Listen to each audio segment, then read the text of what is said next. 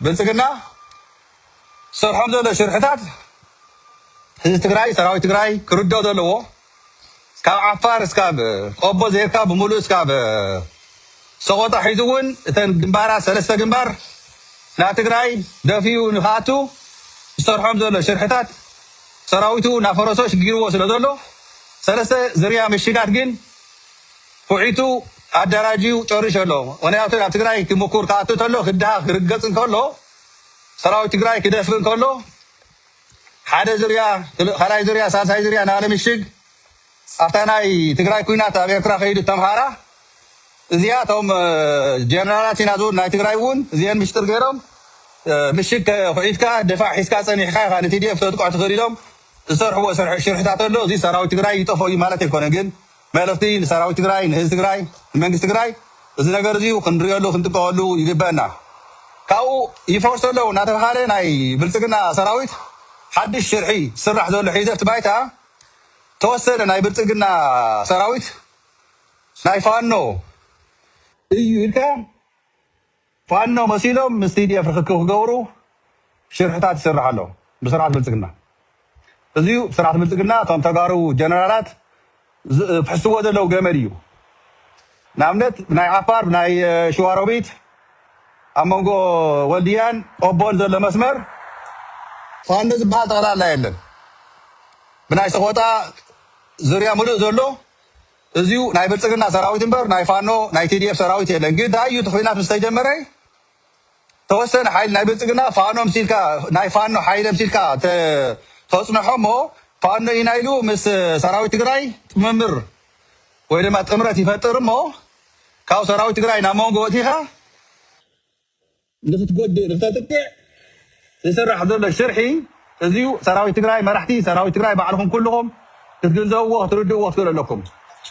بلصقنا كان يقطع هذا الحدي أبشن كتيزني هي أبشن كتزلو كل ساري هماري هاي همكر زيو سراوي تقرأي تفاكمي مالته يكونه ما تقرأي تفاكاي مالته يكونه جن حبريته خمسة كله بجزيو بتكسو كده حرفوا لكم تردوا وتقول لكم كامناي بناي شفت دفيم كاتو حاسبو دلو جميل كام ناي وجرات جنبارات خدفو حاسبو دلو قصير كا ناو قبو زير كا بوغير كا ناو سقوطا زير كا زي زوريا مورو ناي بلصقنا سراويت نبر ناي فانو سراويت زبحار يلن فانو زكاب زي يلن جن ناي بعلو كافت ناي بلصقنا سراويت توسنو اوصيو فانو ينايلو مس سراويت تግራይ ጥምረት ንኽገብር ከመኮርዩ ንግድ ንጋር መሲሎም ካንቃ ሳዋስዮም كتكوسلهم يوم نتنا ناي بلصقنا سراويت ول فانو يناناولو እዚዩ ንሰራዊት ትግራይ ምድን ጋርዩ ኣብ ዝኾነ ግንባር ፋኖ ይናይል ጽበየካ ሓይሊ ብሱ ባዕልኻ ሓስካዮ ጥምረት ተዘይልካ ፋኖ ይልካ ተገሪኻ ምስዕጥቁ ኣብ ጎኑ ምስኡ ክትስለፍሞ ተገምጡ ድናኻ ኣብ ውሽጢ ምሳእትኻ ምስ ከበበካ መውፅእ ምሳንካ ናኻ ንኽማርኽ ናኻ ንኽጥቅዕ ዝሰርሖ ዘሎ ናይ ስርዓት ብልጽግና እዚ ካነየ ሽርሒ ብተጋሩ ጀነራላት እንሳሞራ እንመንጋግ እንወደጥሩ እንጻድቃን ካለት ዘለው ኮሎኔላት ዝኸዱት ማሊ እንወለጋ ካለት እዚዩ ሳሪሃ ማሪሃ ዝሰርሕዎ ዘለው ሽርሒ ንሕና ተጋሩ ኣይጠፈናን ሓበሬታ በብዝመፀና ሓበሬታ በብዝረኸብናዮ ናብ ሰራዊትና ናብ ህዝቢ ትግራይ ናብ መንግስቲ ትግራይ ክበፅሕ ይኽእል ኣለዎ ግዴታ እዩ ሰራዊትና ብስሕተት بدرون يكون بشرحي ناي بلصقنا رومو خغدا يولن تنتقر لنا كنجنزب لنا انفورميشن كنحلف كنقول لنا سرعه بلصقنا بناي تر حيلي بناي سودان حيلي بناي تግራይ حيلي بناي فانو بناي عفار زني حطو ابي شانغول زني حطو كمات اغو ون هنا وشتم حاره خلل بتيون ناي اول حيلن هي إذا كنا ننايو عند ربح حيدو سرعة بلصقنا تروح نقو قاليو خمس خونه خيت تطراطرو قاليو يو سو امريكا يوروبا سقاطا انتايو منقست سنتغير زي كونه سقاطا منقستي خلتلو سرعة بلصقنا خلتلو حقن دنبن سرعة او اثيوبيا خمي غيريو حزب خراغاغا عرس بعرسها متفتاف تمصي بعدي متفتاف يزل حيزي سلام يلنا إثيوبيا حيزي ስለዚህ ንዩሮፕያ ንኣሜሪካ ንካልኦት ሃገራት ክንርድኦም ክንሰርሐሉ ዝግበአና ዳያስፖራ ትግራይ ትስርዓት ምሳሌ እዩ ሰላም ዝመፀፍቲ ኢትዮጵያ ትህዝቢ ባዕሉ ከመሓዳድር እዩ ህዝቢ ኣምሓራ ንህዝቡ ከመሓዳድር እዩ ህዝቢ ትግራይ ንባዕሉ ከመሓዳድር እዩ ህዝቢ ኦሮሞ ከም ካልኦት ህዝብታት ስለዚ እዚ ነናይ ባዕልኻ ምምሕዳራት ዓቕሚ ዝፈጥረልካ ባዕልካ ከተመሓዳድር ትኽእል ትስርዓት ብልፅግና ኢትዮጵያ ሃገር ኮይና ኣይትፈልጥን ላዕላውነት ሃገርነት ኣይኮነ ኢትዮጵያ ብሔረ ብሔር ተመስረተት እያ ኢትዮጵያ ማለት ብሔረ ብሔር እንታይ ማለት እዩ እተን ብሔራት ነናይ ባዕለን ክልል ላዕላውነት ኣኽቢረን ኣብቲ ናይ ማእኸላይ መንግስቲ ዝበሃል ተረዳዲአን ብሰላማዊ መገዲ ሓቢርካ ንምንባር እዩ እምበር ሃገር ኮይንካ ላዕላውነት ናይተን ብሔረ ብሔር ነናይ ባዕለን ላዕላውነተን ዘይኽበረለን ማእኸላይ መንግስቲ ከም ድልየቱ ክዕንድር ከም ድልየቱ ክውንነን ኣይኽእልን እዚ ግን መብዛሕትኡ ፖለቲከኛ ኣይሰርሐሉን ፖለቲከኛ እየ ዝብል ፖለቲከኛ ኣይኮነን ስማርትፎን ከፊቱ ምእታፍ ምልፍላፍ ምዝራብ ስለ ዝኻእለ እዩ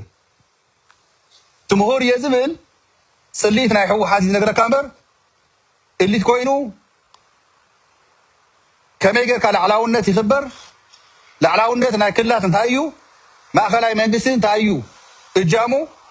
ተምቲሉ ከርድአካ ክሰርሕ ዝኽእል ሓይሊ እዩ ተሳይኑ ዘሎ ሒዚ እዚ ንምስራሕ ንሕና ተጋሩ መዋፅኦና እንታይ እዩ እቲ ማእኸላይ መንግስቲ ክፈርስ ዘሎ ንሕና ተጋሩ እንታይ እጃም ኢና ክንፃወት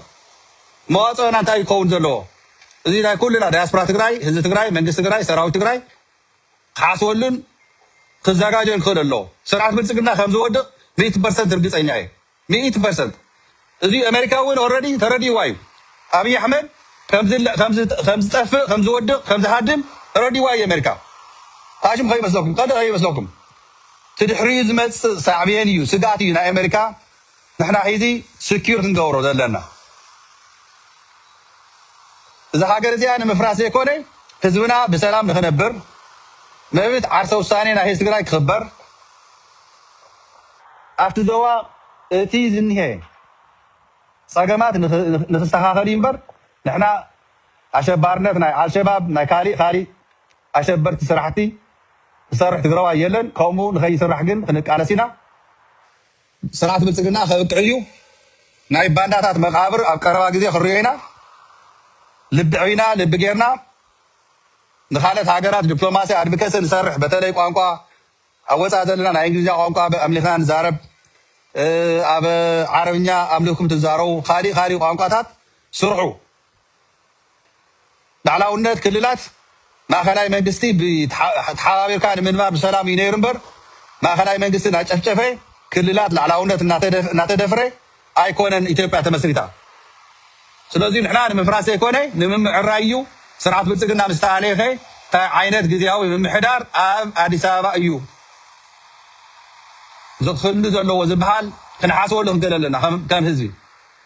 ምክንያቱ ዘይቐሪ ጉዳይ እዩ ግዝያዊ ምምሕዳር መንግስቲ ኣብ ኣዲስ ኣበባ ክቋወም እዩ ግዴታ እዩ ኣብዚ እጃም ንሕና ተጋሩ መስዋዕቲ ከፊልና ሒዚ ዋጋ ከፊልና ሒዚ ፅባሕ ንጎ ዝመፅእ ኣብ ማእኸላይ መንግስቲ ንግዝኡ ንሕና ህዝቢ ትግራይ ላዕላውነቱ እስካብ ባዕሉ ዝውስን መብት ዓርሰ ውሳኔ እስካብ ዝውስን ኣብ ማእኸላይ መንግስቲ ዝቋቆም ንሕና ዓብይ እጃም ክንሕዝ ብፀጥታ ይኹን ብሰራዊት ይኹን ብፖለቲካ ይኹን ብኩሉ ካብ ፀወታ ወፃእ ከይገብሩና ኣብዝዩ ዓብይ ሚና ክንፃወት ክንዳሎ ክንክእል ኣለና እቲ ዓርሲ ብዓርስኻ ምትንኻፍ ጠጠው ክብል ኣለዎ ቃልስና ፅኒዕና ክንቃለስ ክንክእል ኣለና ከም ተጋሩ ኣየኹም ክንዕወት ኢና ከይትጠራጠሩ ባንዳ ወዲ ባንዳ መጨረሽኡ ንኸውዲ እያ ባንዳ ንኸውዱ ጀግና ንዓዱ እዩ ዝቃለስ ንዓድና ንህዝብና ንቃለስ ኣለና ክንዕወት ኢና ኣብ መቐለ 2019 ብሰላም ክንራኸብ ኢና ኣየኹም ስርዓት ብልፅግና ስርዓት ስምረት እዚኦም ኩሎም ባንዳታት ከብቅዕ እዩ ኣብ ቀረባ ግዜ በብዘለኹም ሰላም ኩለ ይኽኒየለይ